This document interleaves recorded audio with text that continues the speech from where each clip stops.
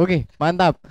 Jadi cukup seru juga obrolan kali ini, Manda. Nah, Kak Ijal sama Ko Yayan, kita ini ada dak selain mimpi basah, ada mimpi-mimpi lain dak yang pengen diciptakan atau kolaborasi sesama kita vendor dan klien atau terhadap IO lain gitu. Iya, jadi mimpi mimpi basah, mimpi serem pernah juga ya.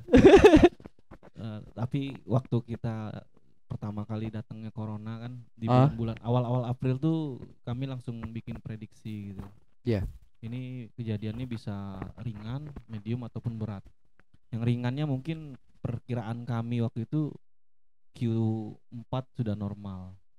Ini yang ringan ya, Q4 maksudnya Q4 maksudnya kayak jalan. Oktober, Oh. Oktober Oktober, Desember. November, Desember itu sudah normal. Oh. Mungkin coronanya udah hilang dulu, pikiran bakal kena musim panas gitu kan. Vaksin sudah ketemu. Aha. mungkin kan. Jadi kami bikin skema kalau ini sampai sini gimana? Ya aman lah gitu kan. Duduk di rumah aja lah manis-manis. Terus mediumnya gimana? Mediumnya kami hitung waktu itu sampai di Juni 2021. Ini kalau skalanya medium nih mulai mulai harus mikir kan. Terus yang hardnya, yang beratnya gitu sampai 2022. Bisa 2 tahun lebih gitu kan. Karena kayak flu Spanyol dulu kan sampai 2 tahun apa kalau nggak salah. Nah jadi gimana ngatasinnya? Ya, ambil yang terberat dulu. Kalau sampai yang terberat lolos, pasti yang medium lolos kan. Terus yang paling ringan juga lolos. Jadi ibaratnya kata kasarnya tuh udahlah bangkrut semua lah gitu kan.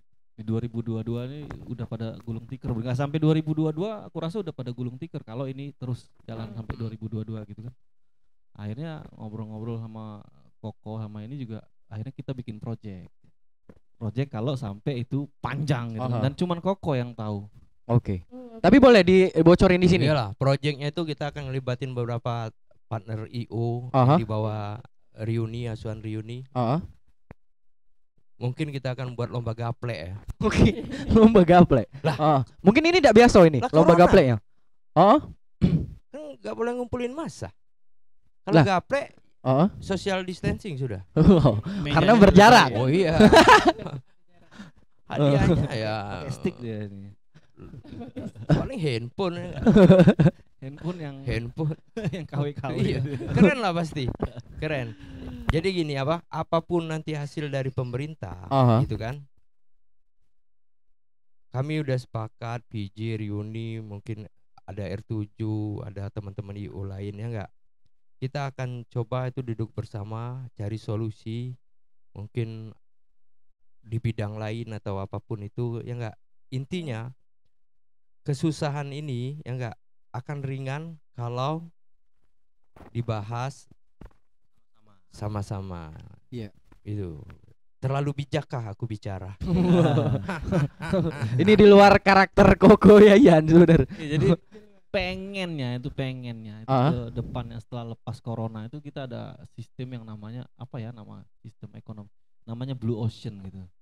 Jadi Blue Ocean tuh kebalikan dari Red Ocean. Red Ocean tuh persaingannya ketat, kapitalismenya tinggi, saling cakar, saling jatuh harga, saling ini kan. Tapi kalau Blue Ocean itu semuanya saling support, semuanya makan. Kata pepatah orang Jepang lah ya, kalau kita rebutan pasti nggak cukup. Tapi kalau kita berbagi pasti cukup. Gitu loh. Kita pengennya gitu loh di ekonomi ya. Di ekonomi setelah selesai corona kalau bisa silaturahmi kita akan lebih baik lagi. Kita duduk bareng cerita-cerita seluruh rekan-rekan yang terlibat di dunia entertain ya. Kita gimana caranya kita bikin Blue Ocean gitu loh. Ya itu cita-cita ya, terwujud apa enggak kita nggak tahu gitu kan. Oh itu berarti rumusan yang akan dilaksanakan di beberapa ke depan ya? Iya. Insya Allah. Oh. Nah itu akan dilibatkan termasuk talent di dalam ya? Ya pokoknya seluruh yang ini kan jadi bukan kriteria bisnis lagi. Entertain ini bukan bisnis lagi, sudah industri. Dari hulu ke hilir tuh udah semuanya tuh mencakup dapur orang, harkat dan martabat harta rakyat banyak lah gitu ya. Jadi udah industri, jadi semuanya kalau bisa terlibat. Ya kita maaf ngomong misalnya antar sesama player gitu. Yang ini harga sekian, yang ini lebih turun, diadu gitu kan. Akhirnya kan bukannya kita dengan menambah waktu, nambah skill, nambah mahal, makin nambah skill, nambah waktu, nambah murah. Akhirnya pendapatan kita kan berkurang. Sedangkan kebutuhan kita meningkat gitu kan. Nah, itu yang namanya Red Ocean. saling Iya. cakar, saling ini. Jadi rebut-rebutan.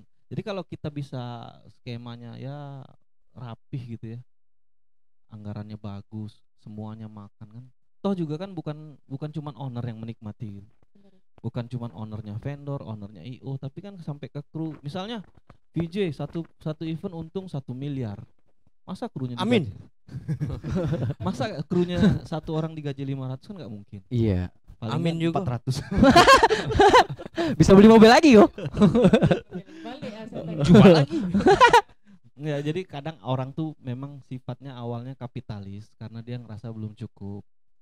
Tapi kalau dia sudah cukup, misalnya deposito koko nih udah 7 miliar yang di kanan. Amin. Deposito yang di kiri 15 miliar. Koko nggak jadi kapitalis lagi, bisa jadi dia sosialis. Sosialis. Oke, mantap. Nah, Udah, itu cara Kak Ijal bersyukurnya tadi kemana Kak? Ya kita tawakal intinya. Aha. Jadi kan diajarin barang siapa bertakwa dikasih jalan keluar, dimudahkan rezeki dari mana yang tidak kamu sangka-sangka. Tapi Iya. kalau kamu tawakal cukup itu tuh bagi kamu. Ah. Jadi minimal kita tawakal dulu. Kita percaya dulu bahwa Tuhan kasih jalan. Kita dikasih pinter, dikasih tim, dikasih aset, dikasih apapun itu tuh cuma titipan. Pakai Iya. gitu kan. Nanti jadi apa enggak masih keputusannya hak veto yang maha kuasa. Iya benar. Ini sama kayak pembahasan Kak Ijal waktu beberapa waktu lalu nggak yang kayak hukum alam bawah sadar. Ya, hukum alam bawah sadar Iya. itu konfirmasi yang positif Aha. segala macam itu kan. Memang pada dasarnya kan itu kan ada sampai bukunya tuh, sampai filmnya The Secret segala macam sampai dibahas Aha. Wong. Dikaji sampai bikin buku yang teologi juga, Kuantum Ikhlas namanya. Sebenarnya itu prinsipnya udah dijelasin di Al-Qur'an. Aku sesuai prasangkaan hambaku gitu. Kalau hambaku berpikir baik tentang aku, pasti aku baik gitu. Makanya kita harus selalu berpikir baik. Nggak boleh berpikir yang tidak baik. Lihat tuh kok. Jadi kita dikasih rezeki, kita Iya. syukuri. Kita nggak dikasih rezeki masih bersyukur juga. Ya pokoknya kita selalu berprasangka baik. Akhirnya kan jalannya seolah-olah indah terus gitu. Jadi kan bahagia itu kan letaknya kedamaian ya. Kedamaian bukan di arah sana, tapi kedamaian itu kan dalam hati kita. Aha. Kita bahagia itu kan bukan berdasarkan harta. Ada orang duitnya banyak, tapi belum tentu bahagia. Ada orang istrinya banyak, malah tidak Bahagia banget. Bahagia. Bahagia harusnya. Jadi bahagia itu tidak mengenal waktu, tidak mengenal pangkat, tidak Aha. mengenal umur. Bagaimana rasa kita bersyukur aja. Makanya ekonomi ini kan seolah-olah kita bilang bisnis lah ya. Kata orang, wah lah jadi bisnismen lah, jadi bos segala macam. Sebenarnya sama aja. Orang nyapu jalan juga dia usaha gitu kan. Sama aja, semuanya tuh cari makan gitu kan. Dengan cara apa itu beda-beda, tergantung versinya. Tapi ya sejauh kita bersyukur, apapun yang kita dapat, ya mudah-mudahan ditambah gitu kan. Enggak dalam bentuk ekonomi, mungkin kesehatan. Kesehatan tuh jauh lebih mahal daripada ekonomi. Sekarang kan logika ya. Iya iya. Ada orang nggak bisa ngelihat punya duit 10 miliar, suruh tuker. Mau nggak kamu tukeran? Kamu bisa ngelihat tapi 10 miliarnya hilang. Mau nggak kira-kira? Logikanya. Orang nggak bisa ngelihat dunia nih. Aha. Buta. Dia punya tabungan nih 10 miliar. Kata dokter, "Pak, bisa disembuh tapi bayar 10 miliar, duit Bapak habis." Mau nggak kira-kira dia? Mau harus. Logikanya sih mau, Pak. Logikanya mau. Iya. Karena buat apa dia sudah 10 miliar dia nggak bisa nikmati. Dia beli Lamborghini warna apa bentuk Iya, mano. bener. Dia nak kawin lagi cak mano. Dia makan cilok, dia omongi bakso. Makan sosis ujinya jagung. Nah, Karena dia kesehatan tadi. Atau selain kesehatan misal rumah tangga, banyak orang yang hartanya berlimpah ya. Kesehatannya bugar, fisik bugar, oke. Tapi rumah tangganya maaf kurang harmonis gitu. Aha. Ada yang istrinya di mana, suaminya di mana, anaknya di mana, gendoannya di mana. Tapi Kan gendoan ke itu Koko di- lagi ya. Kayak yang Koko sini Ber.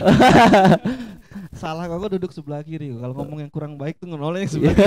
kiri. Bener. Nah, kayak Jal, kita ngebahasnya kali ini di luar corona dulu ya. Pernah nggak sih?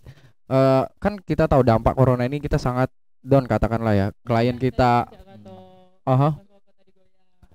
Terus event katakanlah yang dulu mungkin tiap bulan ada, yang saat ini kita harus menyesuaikan kayak itu.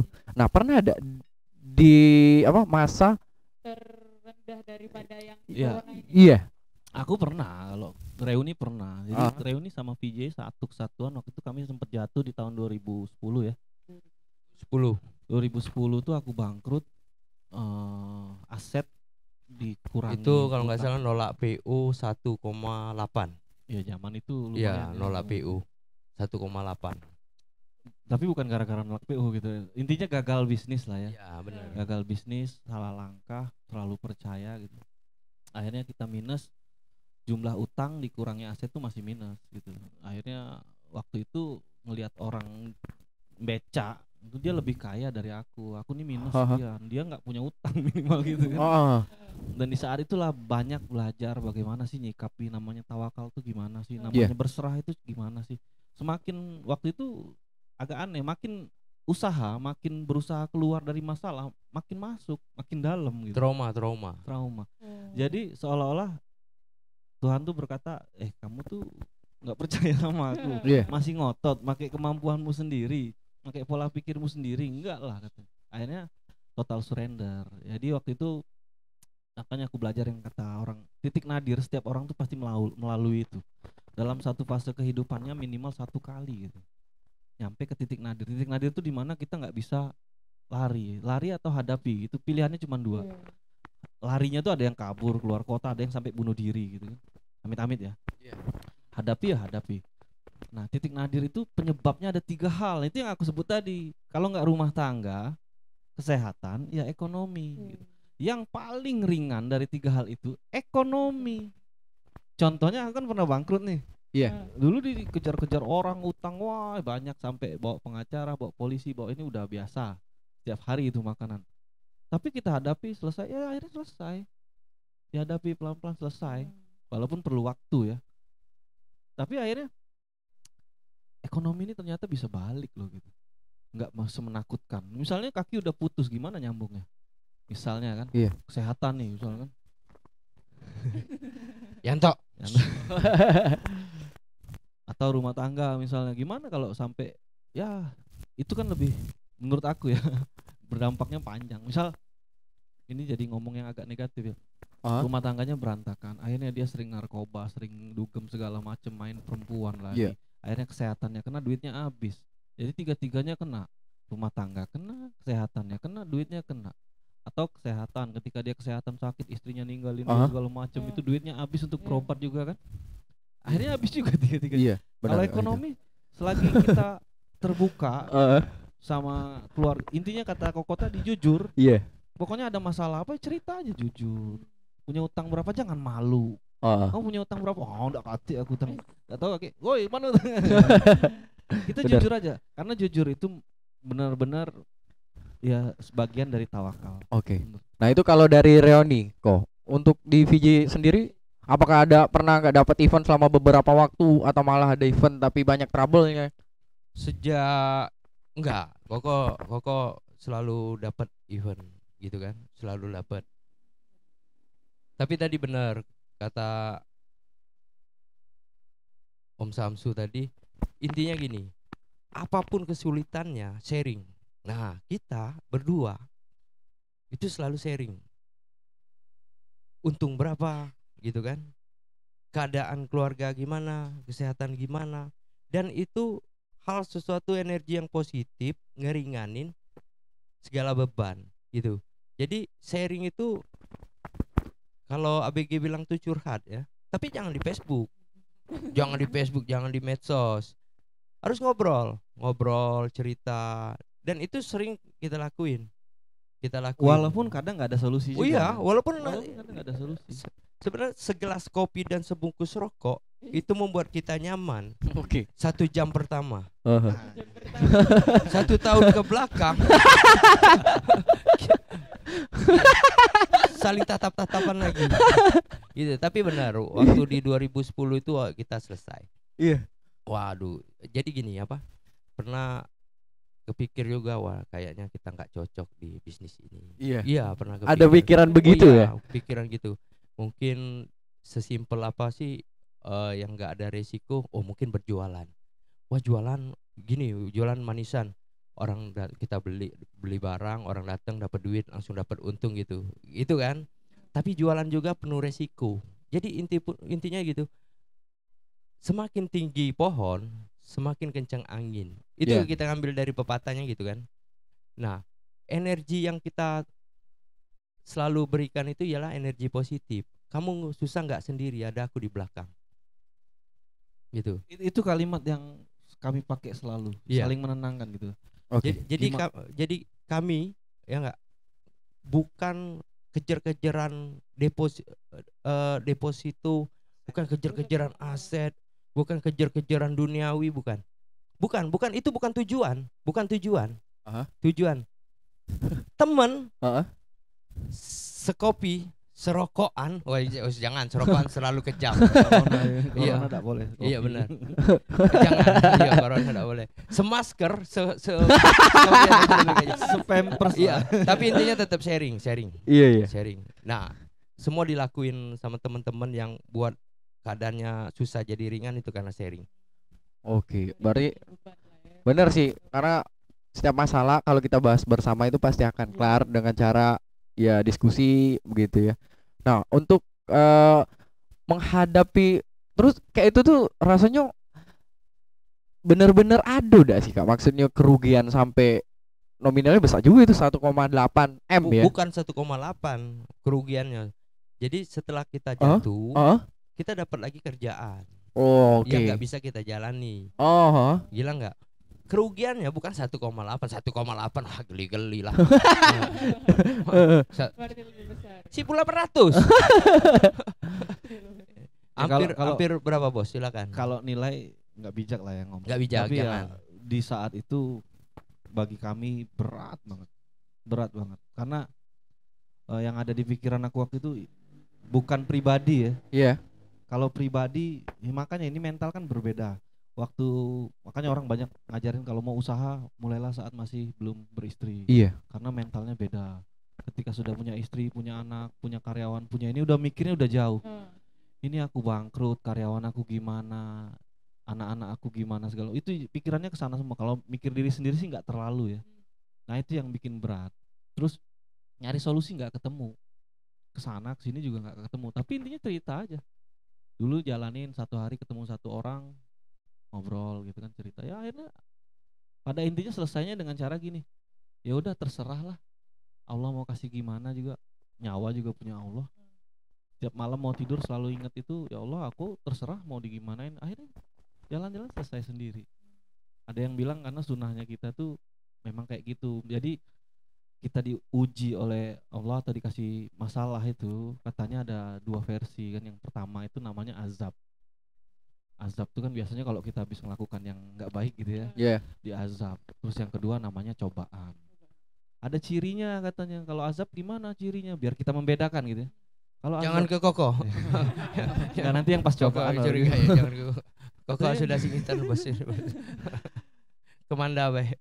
Ini nggak tahu aku quotes-nya dari mana ya, tapi aku pernah belajar itu bahwa kalau azab tuh cirinya itu masalah itu bertambah. Bukannya malah berkurang tapi bertambah dan bertambah. Sampai bisa-bisa akhir hayat kita. Jadi misalnya hari ini ngutang 10 juta, nanti ketemu bulan depan utangnya jadi 20 juta. Bulan depan ketemu lagi sakit pula. Bulan depan ketemu lagi mobilnya hilang pula. Nah, seolah-olah mah itu. Masalah tuh selalu datang, bertambah jadinya ribet. Bisa jadi kata orang itu azab. Solusinya apa? Kita minta sama yang maha menerima taubat kan. Sholat taubat, kalau ajaran kita kan minta ampun, kalau ada salah tolong kasih tahu. Kita nggak tahu apa-apa kan. Itu kalau masalahnya azab. Terus yang kedua ada katanya cuma sebatas cobaan untuk menaikkan derajat kamu. Cirinya apa nggak bertambah? Katanya gitu kan. Katanya nggak bertambah cirinya. Jadi cara nyelesainnya gimana? Ya diemin aja katanya. Aneh nggak? Cara nyelesainnya gimana? Diemin aja selesai sendiri. Katanya gitu. Jadi akhirnya itu dipraktekin. Dan ternyata benar loh. Kita boleh ingat-ingat lah kejadian sama diri kita sendiri. Ketika kita sudah total surrender, di saat itulah solusi datang. Misalnya besok mau ngumpul tugas, Iya. ya jam 10 sampai jam 9 belum selesai, laptop mati lah, ngehang segala macam. Tiba-tiba jam 10, oh nggak jadi ngumpul besok aja. Tapi ini pernah kejadian sama Kak Ijal kan? Ini real, Oh. ini kejadian real. Ada yang waktu itu aku pernah dengar kalau reuni itu waktu lagi running event ada salah satu equipment atau genset kalau nggak salah yang bermasalah. Kalau itu Oh. jadi waktu kita kan pelayanan jasa nih Iya. namanya kan. Kita kan sudah berusaha merawat dengan baik, loading bagus, di lapangan juga bagus. Ada trouble, ya itu sudah jalan Tuhan. Itu kan bukan maksudnya kecuali kita nggak merawat nih ya. Ada IO dapat job, oke loading jam 10 masih tidur, itu salah IO-nya kan. Tapi kalau dia udah datang tiba-tiba ada tenda rubuh segala macam, bukan karena kesalahan dari kita ya, itu namanya nasib. Nasib. Gimana lagi? Iya. Jadi kalau kejadian kayak gitu ya aku ngomong sama tim kan, kamu jangan takut, kalau kita sudah usaha maksimal. Kalau Tuhan memang pengen kasih kita masalah cobaan dengan yang kayak gitu, terima. Kecuali kita nggak usaha. Yang set mati udah diemin aja, udah diliatin aja lah mati. Kalau IO beda, bangun sudah pagi, loading sudah rapi, masih aja salah. Itu sering loh? Iya, Atau apa? Lah, enggak sering.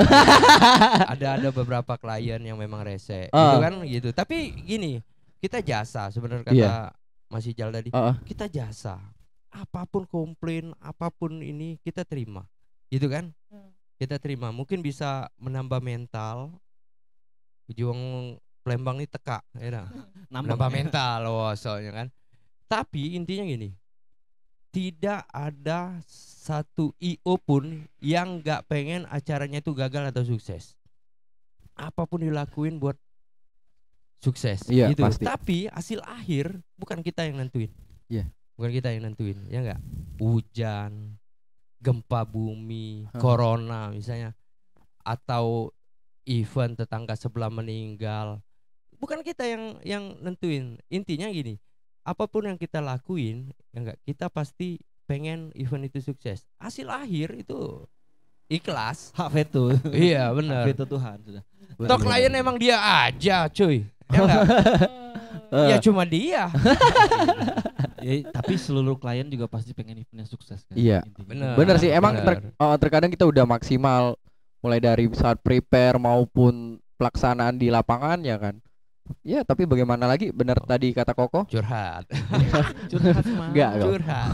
Bener kan? Iya. Bener. Nah, bagaimana cara penerapan Koko dan Reoni ke tim untuk menanggapi hal yang seperti itu? Iya, kita ngomong, maksudnya supaya tim itu tetap inline gitu, Iya. selalu dalam jalan. Ya kita ngomong bahwa kita ini pelayan bagi mereka, kita layani selagi itu masuk akal gitu kan. Terus kan setiap orang itu punya bahasa, logat dan cara bicara yang beda. Iya. Jadi ada orang mungkin, "Woi, tolong ini." Padahal kalau orang lain, "Mas, bisa nggak tolong bantuin?" Padahal tujuannya sama. Kita nggak usah ambil hati itu. Kalau tujuannya baik dan masuk akal gitu, ikuti. Bantu gitu. Tapi kalau nggak masuk akal ya jangan. Kita juga kan dibekali otak untuk analisa. Berarti benar, manipulasi untuk penyampaian kata itu memang sangat diperlukan. Oh iya, pasti.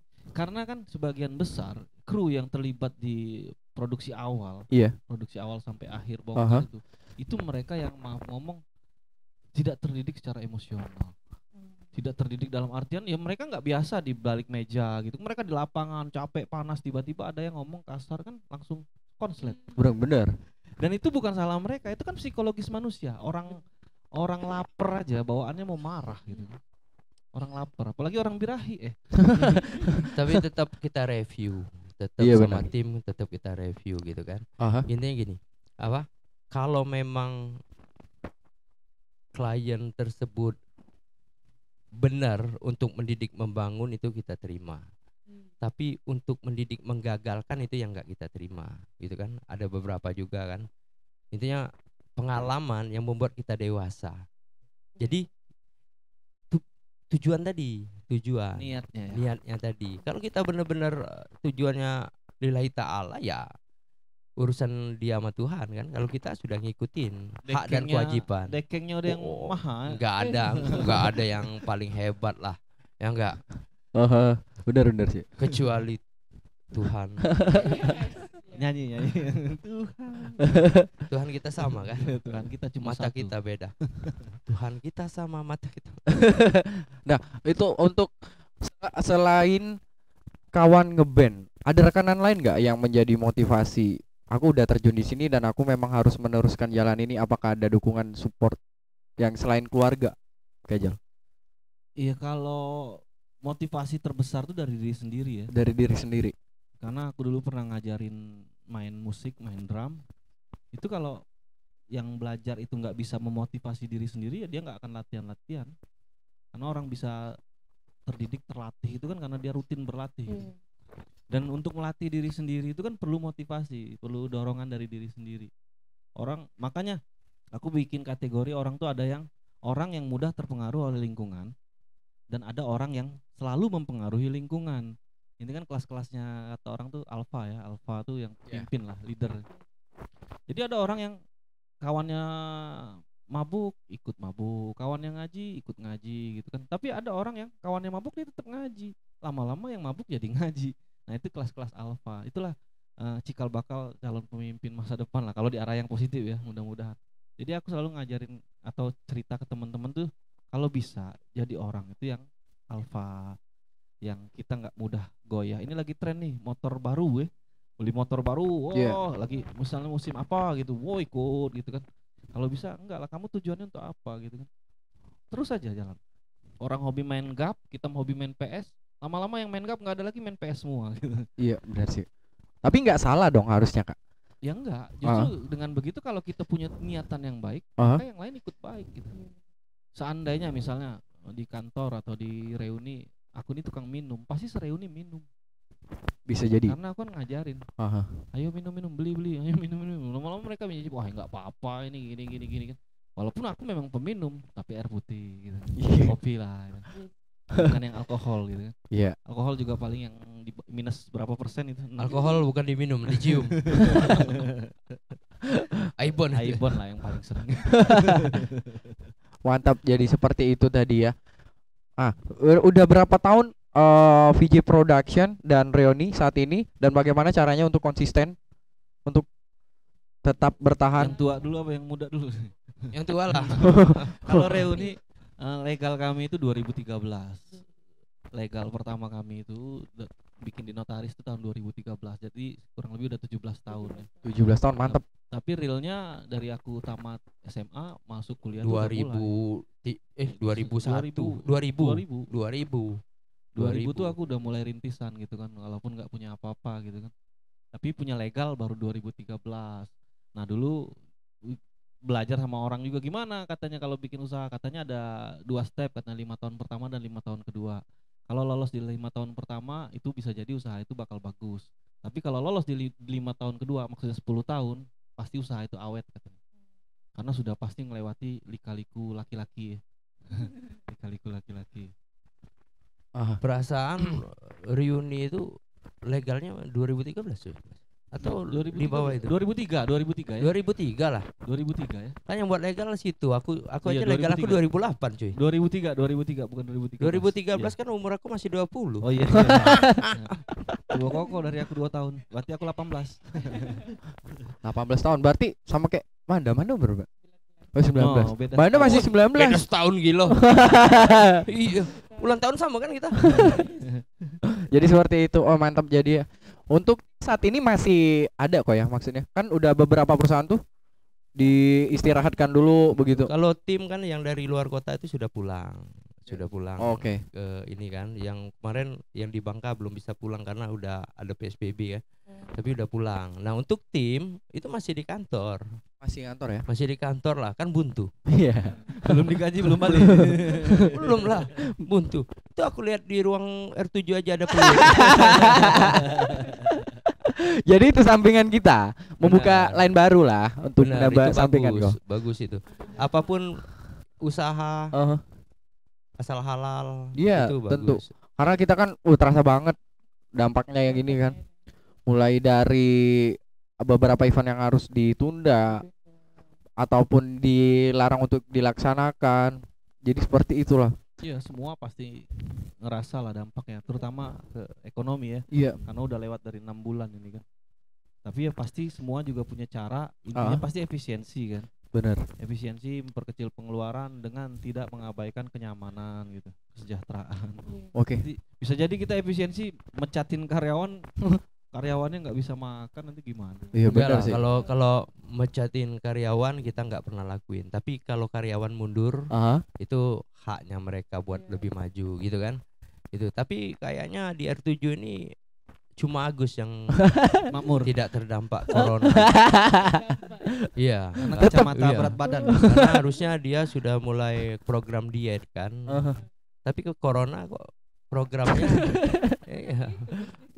Program Oh, iya. SAP. Ini sampingan jual beras kok. Oh, peluru. Oh. Oh, peluru. Buy one get one kok. Aduh. Oke lah, kayak beli martel lah. Itu asli jalur, Boh.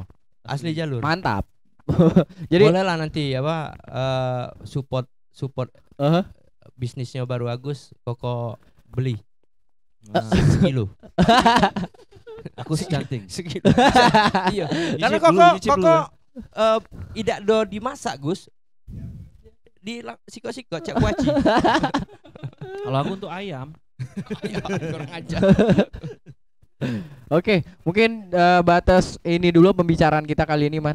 Tentunya banyak ilmu yang jadi kayak jujur. Ya. kan, yang bisa kita ambil dari Benar awal. sekali. Ya. Nah, ada nggak quotes atau prinsip yang masih dipegang sampai sekarang Aha. bisa untuk teman-teman semua Yes. tiru gitu dari Mas Koko sama Mas Ijal? Kalau quotes tuh banyak banget ya quotes. Tapi ini mungkin ini doa ya yang selalu aku sampaikan setiap sudah sholat. Aku doa intinya adalah ya Allah jadikan jiwa ragaku, seluruh panca indraku, dunia akhiratku itu sesuai di jalan yang Engkau ridhoi, Engkau berkahi dan Engkau rahmati, bukan sekedar Engkau izinkan. Karena antara yang diizinkan dengan yang diberkahi itu berbeda. Terus yang kedua, aku ini bodoh, kami ini bodoh, kami tidak tahu apa-apa. Tolong kasih petunjuk. Sebagaimana Benar. Engkau memberi petunjuk pada orang-orang yang benar. Iya. Dan tolong buat kami mengerti tentang petunjuk itu. Bisa jadi petunjuk itu ada, tapi kita nggak ngerti. Ini petunjuknya sudah jelas, tapi kita nggak ngerti, percuma kan? Buat kami mengerti, karena kami ini bodoh. Terus yang ketiga, ya Allah, kami ini lemah. Kuatkan kami. Kuatkan fisik kami, kuatkan kesehatan kami, kuatkan keharmonisan keluarga besar kami, kuatkan ekonomi kami supaya jalan di dunia ini lancar, mudah seperti orang-orang yang Kau berkahi. Itu aja sih doanya. Oke, mantap. Jadi quotes kayak gitulah ya. Jadi quotes nggak ini? Bisa jadi. Bisa jadi quotes. Bisa jadi Itu- panutan itu sih seperti ini. inspirasi yang positif. Iya. Kalau Koko jarang berdoa ini gimana? Iya, yang penting Kok jarang hatinya. berdoa, bergoyang terus ya. Iya. Kalau Koko nih tapi intinya gini, apa? Tetap usaha, jangan patah semangat. Ya enggak, haknya orang itu rezekinya orang, haknya kita itu manfaatin baik-baik gitu kan. Tetap jadi orang yang seperti balik ke bisnis Agus, Iya. beras, padi, ya enggak.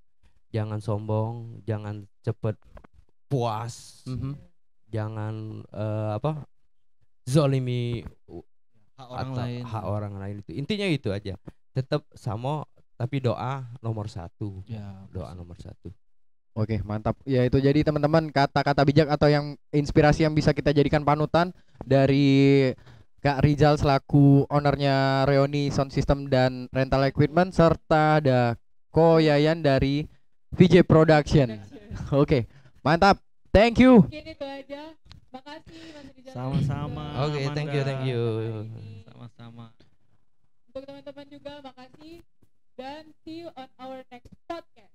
Bye. Bye.